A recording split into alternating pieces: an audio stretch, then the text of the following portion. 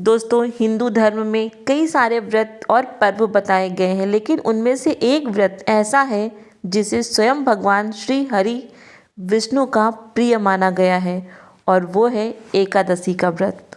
कहा जाता है संसार में जितने भी पाप, दुख, दरिद्रता और कष्ट हैं, उनसे मुक्ति पाने का रास्ता एकमात्र एकादशी का व्रत है।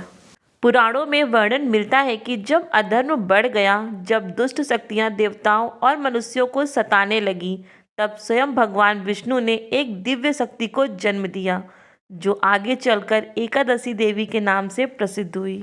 दोस्तों, क्या आप जानते हैं कि एकादशी का व्रत इतना शक्तिशाली क्यों माना जाता है? भगवान विष्णु ने इसे सभी व्रतों में श्रेष्ठ क्यों बताया? एकादशी के दिन अन्न खाने से मना क्यों किया जाता है और कैसे सिर्फ कथा सुनने मात्र से ही सभी पापों का नाश होता है? नमस्कार दोस्तों, मेरा नाम प्रीति है और आज मैं आपको एकादशी की पावन कथा सुनाने जा रही हूँ। निवेदन है आपसे इस कथा को ध्यान से सुनिएगा, बीच में मत छोड़िएगा, क्योंकि इसे स्किप करना मतलब भगवान विष्णु को रुष्ट करना है। आज की इस पावन कथा में हम जानेंगे एकादशी व्रत की उत्पत्ति कैसे हुई, इसकी महिमा क्या है, भगवान विष्णु का दिव्य वरदान और वह रहस्य जिसे जानकर जीवन बदल सकता है। तो कथा शुरू करने से पहले हाथ जोड़कर भगवान विष्णु का स्मरण करें और मन में ही बोलें, ओम नमो भगवते वासुदेवाय। अगर आप भगवान विष्णु के सच्चे भक्त हैं तो वीडियो को लाइक जरूर करें और चैनल को सब्सक्राइब करके इस भक्ति यात्रा का हिस्सा बने। अब पूरे श्रद्धा भाव से सुनते हैं एकादशी व्रत की पवित्र और दिव्य कथा। दोस्तों, बहुत पहले की बात है। सतयुग में एक पराक्रमी और धर्मात्मा राजा थे। मुर नाम का असुर अत्यंत शक्तिशाली हो गया। उसने देवताओं, ऋषियों और मनुष्यों को परेशान कर रखा था। उसके अत्याचारों से पूरा त्रिलोक कांप उठा। देवता भयभीत होकर भगवान विष्णु की शरण में गए और विनती की, हे नारायण, मुर नाम का दैत्य हमें अत्यंत कष्ट दे रहा है, कृपा करके हमारा उद्धार करें। देवताओं की प्रार्थना सुनकर भगवान विष्णु ने दैत्य मुर से युद्ध करने का निश्चय किया। भगवान और मुर के बीच भयंकर युद्ध हुआ। यह युद्ध हजारों वर्षों तक चलता रहा। अंत में भगवान विष्णु विश्राम के लिए बद्रिकाश्रम की एक गुफा में चले गए और योग निद्रा में लीन हो गए। मुर दैत्य ने सोचा, अब भगवान विष्णु तो सो रहे हैं, यही सही समय है इन्हें मारने का। जैसे ही मुर भगवान विष्णु की ओर बढ़े, तभी भगवान विष्णु के शरीर से एक दिव्य तेजस्विनी कन्या प्रकट हुई।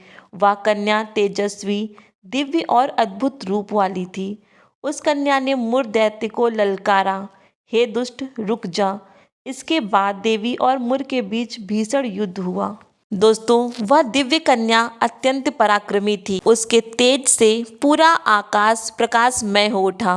दैत्य मुर उस अद्भुत रूप को देखकर पहले तो चकित हुआ, परंतु फिर क्रोधित होकर बोला, हे कन्या, तू कौन है जो मेरे मार्ग में बाधा बनकर खड़ी है?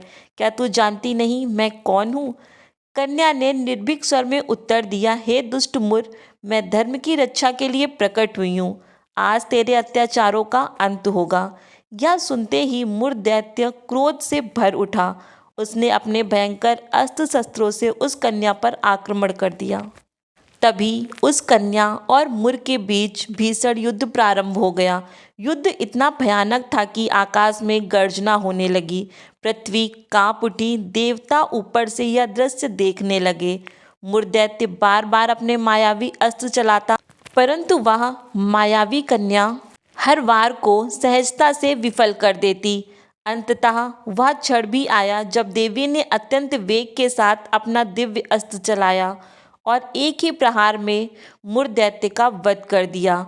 मुर्ग के धराशायी होते ही आकाश से पुष्प वर्षा होने लगी। देवताओं ने जय का घोष किया और तीनों लोकों में शांति छा गई। कुछ समय बाद भगवान विष्णु योग निद्रा से जागे। उन्होंने अपने सामने मुर दैत्य को मृत पड़ा देखा और उस तेजस्विनी कन्या को खड़ा पाया। भगवान विष्णु ने प्रेम से पूछा, हे सुंदरी, यह दुष्ट मुर तो मेरे हाथों मारा जाने वाला था। तुम कौन हो जिसने इसका वध किया? कन्या ने विनम्रता से हाथ जोड़कर कहा, प्रभु, मैं आपके ही तेज से उत्पन्न हुई हूँ। आपके विश्राम के समय इस दैत्य ने आपको मारने का प्रयास किया, इसलिए मैंने इसका वध किया है। भगवान विष्णु उस कन्या से अत्यंत प्रसन्न हुए। भगवान विष्णु बोले, हे देवी, तुमने देवताओं और धर्म की रक्षा की है, इसलिए मैं तुम्हें वरदान देता हूँ, तुम तिथि रूप में संसार में पूजी जाओगी। फिर भगवान ने कहा, आज मार्गशीर्ष मास के कृष्ण पक्ष की जो तिथि है उसी दिन तुम प्रकट हुई हो, इसलिए आज से तुम्हारा नाम एकादशी होगा। भगवान विष्णु ने आगे कहा, जो भी मनुष्य श्रद्धा से एकादशी का व्रत करेगा उसके सभी पाप नष्ट हो जाएंगे और अंत में वह मेरे धाम को प्राप्त होगा। देवी एकादशी ने भगवान विष्णु को प्रणाम किया और बोली, प्रभु, मेरी यही इच्छा है कि जो भक्त इस व्रत को करे उसे आप अपनी विशेष कृपा दें। भगवान विष्णु ने कहा, तथास्तु, ऐसा ही होगा। भगवान विष्णु के वरदान से देवी एकादशी अत्यंत प्रसन्न हुई। उन्होंने भगवान विष्णु से कहा, हे जगत पालक, यदि आप मुझ पर प्रसन्न हैं तो कृपा करके यह भी बताइए कि जो मनुष्य श्रद्धा से मेरा व्रत करेगा उसे कौन कौन से पुण्य फल प्राप्त होंगे। भगवान विष्णु मुस्कुराए और बोले, हे देवी, सुनो, जो भी मनुष्य विधि पूर्वक एकादशी का व्रत करता है उसके करोड़ों जन्मों के पाप नष्ट हो जाते हैं, उसे यज्ञ, दान और तीर्थ स्नान के समान फल मिलता है, उसके घर में सुख समृद्धि आती है और अंत में वह मेरे वैकुंठ धाम को प्राप्त होता है। भगवान विष्णु ने आगे कहा, जो व्यक्ति एकादशी के दिन अन्न का त्याग करता है, भक्ति भाव से मेरा स्मरण करता है, कथा सुनता है और सुनाता है, वह मेरा परम प्रिय भक्त बन जाता है। देवताओं ने यह महिमा सुनकर भगवान विष्णु की स्तुति की। इसके बाद भगवान विष्णु ने व्रत की विधि बताई।